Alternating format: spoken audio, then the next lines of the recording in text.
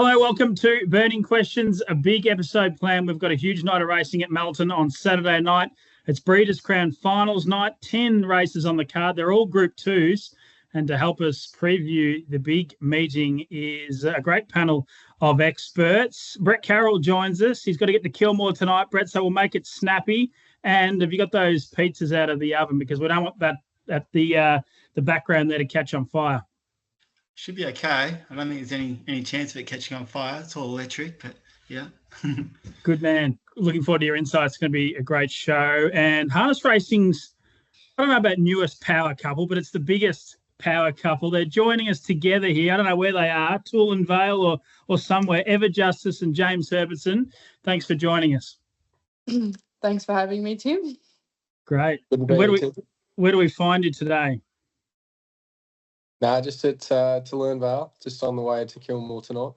Good stuff. You got the Boost Juices there too. We might be able to get them on board as a sponsor. If you could just put those on the screen, we might be able to send them over a screenshot and we'll get them on board because our first sponsor, they don't need really any introduction, but we'll give them one anyway. Pride's Easy Feed. They stand as a proud supporter of the harness racing industry with their set recipes and quality ingredients to give the trainer confidence in what they're feeding. So make the switch to Pride's and start getting the result you've been chasing. Let's get stuck right into it. Mr. Blindside and Valentino look the ones to beat. So who wins the opener at this Breeders' Crown meet? We'll go straight to you, Brett. Race 1 on the card, 5:52 p.m. I think we're seeing it the same way, but maybe I'm a bit more confident than you. I find it pretty hard to split them, to be honest, because they're both on the up. Mr. Blindside obviously had a pretty good time there with James driving it, so I'm just considering it as a whole different form line because it's obviously got a lot of tricks, this horse. Obviously not knocking the other drivers or anything, but there's been a lot of trouble with this horse. So if James can keep it happy, then it's going to be a whole different horse. And Valentino ran probably career best run last time, so I can't really split them, to be honest. James might be able to help about how the horse felt and etc. That'd be good to hear. Yeah. Herbie, Mr. Blindside for Jeff Webster. My thoughts were that inside back row draw wouldn't be ideal for this guy. Seems a bit of a hothead and can do some funny things, but, he was a good winner last time out. What are your thoughts, and do you think you can win the opening event? Yeah, well, I would have much rather be drawing front row and been able to let him roll again and keep him happy and that. But, yeah, I'm probably going to have to be in a little bit of a tussle with him early to get him back and keep him in his gates that first couple of hundred. As we saw, Valentino was super in the heat, lost a lot of ground, made up an awful lot of ground, and couldn't have really been more impressive. I think he's probably got a lot more strings to his bow, Valentino, in terms of his manners and his gait. So I definitely think he's the one to beat. But, if my horse can do everything right and that he's got a lot of talent. But, yeah, probably his manners are his biggest chink in his armour. So we'll see how we go. Yeah. Eva, who wins the opening event, do you think? I'm with Valentino. I've made him the best bet on the program. I reckon that heat run was incredible, I thought. Yeah, I'm probably with him as well. It probably suits him having the back draw as well, considering last time I think he got fired up on the gate. So his manners are probably a lot better than Mr. Blindside's, and probably the one draw they didn't want to draw with him would have been 8. So that's against him. But if they're both trying to get the finish, it'll probably be a really close finish. But I'm probably with Valentino at this point. Good stuff. Yeah, Valentino for me. Let's move on to question number 2. Logical staffing solutions provide labour hire and recruitment services to the transport, warehousing, automotive and manufacturing industries. The logical solution for your staffing needs. Perfect Class is knocking on the door. So can this weekend be when he comes to the fore? Race 2 is the VHRC Caduceus Classic Group 2 level. Perfect Class, Emma Stewart, Luke McCarthy combined from barrier 5. We'll hold the drivers till last. We'll go to the punting expert, Brett Carroll. You're probably thinking Perfect Class will go really well but won't win again, Brett, or how are you seeing it here? Doesn't seem to win very often, does it? I think it's actually a pretty straightforward race. It's a random barrier draw race, and the way the marbles have fallen, bizarrely, 3 of the 5 120 raters have drawn 7, 10, 11, which makes it very difficult for them. And Like a Wildfire is one of the 120 raters that happens to have drawn 2, and I think it'll lead, and that'll be the race. So it actually looks like a great race, but unfortunately, I don't think it'll be an exciting race because I think it'll lead. Perfect Class will sit outside it, and no one else can make a move then because Perfect Class will want to be outside the leader. So, yeah, I think it's going to be a pretty straightforward race. Like a Wildfire has led 6 times in this country. Only the mighty Wears the Gold is the only horse that's beaten Like a Wildfire when he's led. But that was because a certain driver in SA got laps mixed up and went early. Otherwise, it might have a 100% record from the front.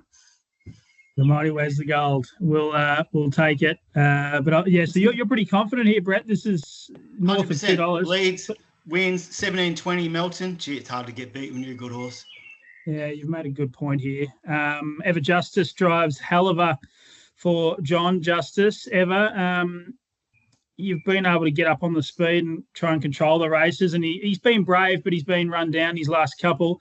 The front probably doesn't look there for him. Does that make it too hard for Haliver? Well, I have probably saw the race a little differently. Bulletproof Boy never draws the front row, and when he does, he's very, very fast out. So I thought there was a small chance he could get to the fence, and if he was, and then we took the sit behind Perfect Class, I think that'd be a really good spot for us. But there will obviously, there's a lot of quality horses in it that'll have good trips as well. But yeah, look, he's definitely going to run another good race. But whether he's going to break through in this run, I think it'll be a bit hard for him. Yeah, Herbie, did you decide to get off Bulletproof Boy? Did you?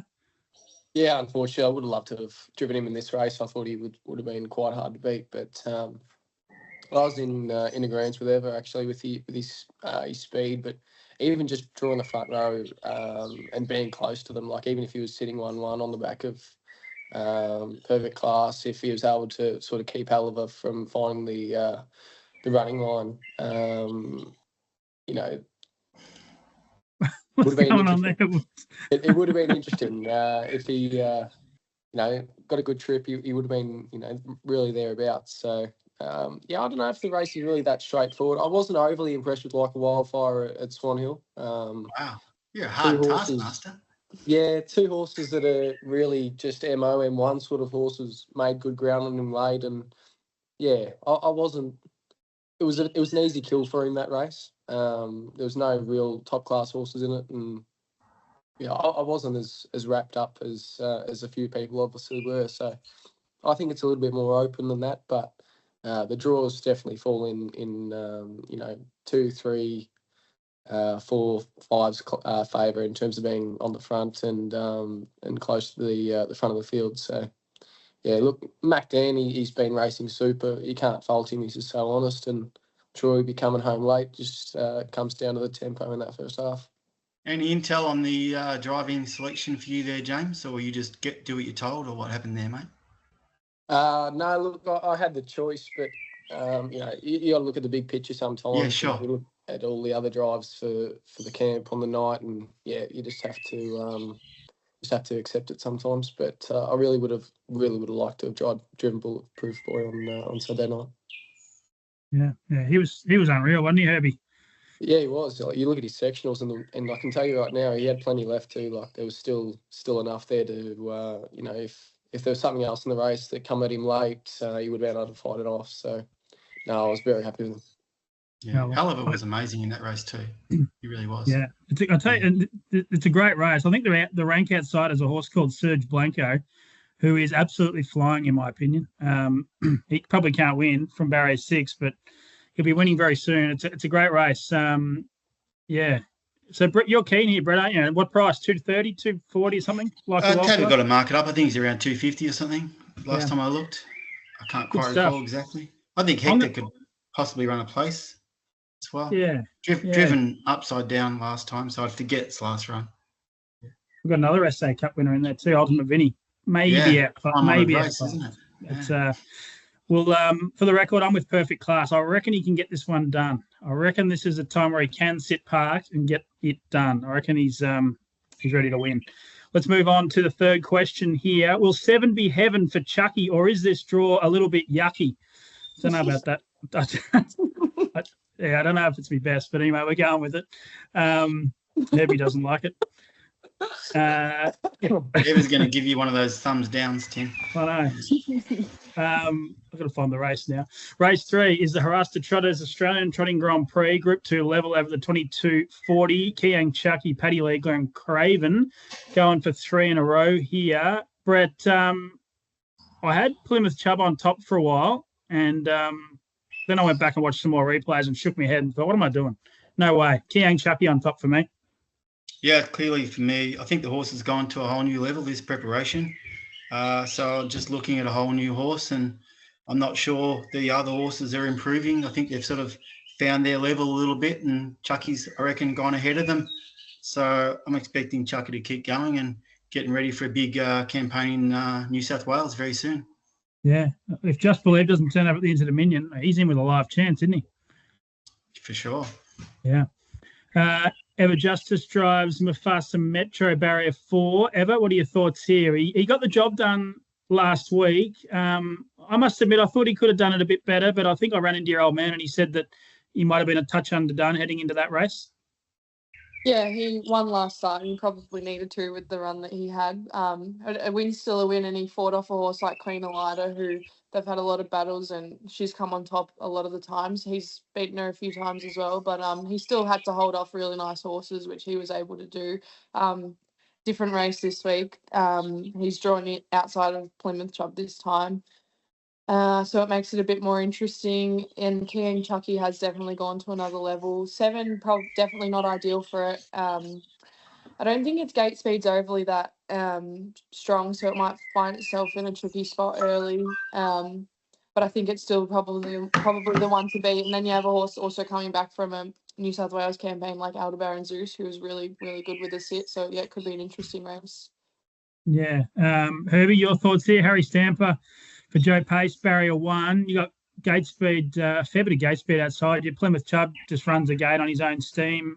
Chris Alford can pull the trigger on Queen Elida. I assume they'll forge their way forward on Kiang Chucky. Yeah, I'd say so. And as you say, there's plenty of gate speed there. Harry's is quite good himself. He just hasn't been himself in terms of his steering his last couple little niggles there. So hopefully he's back doing everything right and back on the upward spiral again. He's still not quite up to the likes of Chucky and Queen Elida, but hopefully he's getting there. But look, Chucky, I think he's a standout. His speed is just incredible, and he's got the manners and the attractability to go with it. So he's definitely on top for me. You still have to respect Queen Elida, of course, and there's plenty of others in the race. Plymouth Chubb, when he's fit and hard, and had 6 or 7 starts under his belt in this grade, he's going to be seriously one to deal with. But yeah, look, I'd say Chucky on top for me. Yeah, I'm with him. here. So great race there. Brett, where are you, Brett? In an aviary farm or something? What's going on? What are you talking about? Oh, my chickens. Are they making noise? Yeah, they're pretty noisy. Yeah. I'll throw an egg at you if you keep going about it. And knowing you, the chicken's not on the menu. They're definitely not. No. Ever, if you thought the last one was funny, get ready for this one. This might be my worst ever. Some Americans forgotten how to win, but could he cling on by the hair of his chinny chin chin? We're talking about, I don't even know what we're talking about. Race 6, I reckon it is. It is. It's the Breeders' Crown Final for the 3-year-old Colts and Gelding. Some American, Kate Gath, Emma Stewart combined. Brett, your thoughts here? I thought it was a fairly mappable race. I thought Bay of Biscay might get over and take a trail on Some American like he did in the heat. And Some American usually gets run down, but I don't know how you see this one. Can he somehow break this run of 2s? I find it pretty hard to see, really. I guess he might get there this time, but Bay of Biscay was, they come home in 26 odd last week and he still couldn't hold on. Makes it hard, doesn't it? I don't know. I've always been a big fan of Bay of Biscay. I reckon it's just a really top horse, and James is driving it. So I reckon it could even hold the lead if it wanted to, but I guess up to James. Nathan Street couldn't hold them out, could it? Couldn't be annoying. Didn't think so. I wasn't sure. We'll find out here. We'll go to Eva. Eva, Herbie told me you are quite annoying. So are you going to be annoying here in this race? He didn't really say that. Are you going to be annoying here for him in this race with Nathan Street, or would you be happy to take a trail on Bay of Biscay? I don't know. It depends. It depends on the horse's manners, I think, because if he score, well, it could be no hope. He could be out the back if he doesn't score up. But depends on his manners, and I think he's the sort of horse you got to keep happy. But I don't think his gate speed is overly that quick anyway. So probably be happy to sit behind him. Yeah. Herbie, how did you see this one unfolding? Some American usually goes forward and keeps getting run down. Would you be happy to take a trail knowing that he's going to take you everywhere you want to go? Yeah, most likely. The first furlong of that race, the heat last week, was extremely fast. I wish they did a first 200-metre time at Melton, because it would have been one of the quickest on record. I'd say we'll be finding the fence, hopefully, if we can. And some American just sit on him again. I'd say Bay of Biscay's run majority of his best races on a helmet rather on the front end. So look, I think that'll be the same case. We might just make him work a little bit harder this week and to find it. But if my bloke comes out as good as he did, I think he'll be okay finding the fence. But we still got to respect Mickey to success as well off the back row. He's going to find a pretty good spot just off them, and he's been very honest. Whether he's really up to the likes of Bay of Biscay, I'm not too sure, but he's done everything he possibly could do in his last few starts. Yeah. What's your best of the night, Herbie? Do you think you got Kiss as well? I think on Shafour we haven't spoken about. Let Her Roll, I think probably one you can't tip people in. It should be winning, but that's my opinion. What's the one you think you can get done away from Let Her Roll? Oh, look, on Shafour was very impressive at Bendigo's first time sitting behind him. He did everything that I could ask him to do, and just, timed it right on the line. And I actually thought he got there and he beat me, but I was very surprised by the result. But look, he's a horse of the future for sure, and Greg loves him, and he's got the draw to do something there, I'd say. Yeah, good stuff. And before we get on to the best bets, when do you head away to France? Thursday, yeah. So the 21st. So we'll head out. I think the flight's about 5 o'clock, so I won't be able to drive anything that day, but we'll be everywhere else in between.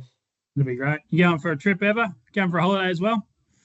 No, I'm staying at home. Wasn't invited. Fair enough. We'll see what we can do next year.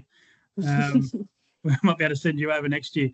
Sharps Bakery best bets time. I know, Brett, we should be able to get this up online before tonight, but you do fancy one tonight, don't you, for the punters? I think Eva might be driving it. Yeah, inside leg, race 5, number 1. I think Eva can take the sit behind General Lincoln and get up that long sprint lane at Kilmore tonight, for sure. Good stuff. What about Saturday night at Melton on Breeders' Crown Finals night? Spoiled for choice, which is a rarity. My strike rate's pretty ordinary on this show, I've got to say, but I'll stick with Like a Wildfire. Just a nice, easy map, in my opinion, anyway. So, yeah, I'll go with that. Like a Wildfire. Race 2, number 2 for Brett. I'm going to go race 1, number 9, Valtino. Who's going to go first? Eva, what are you doing with your best bet here?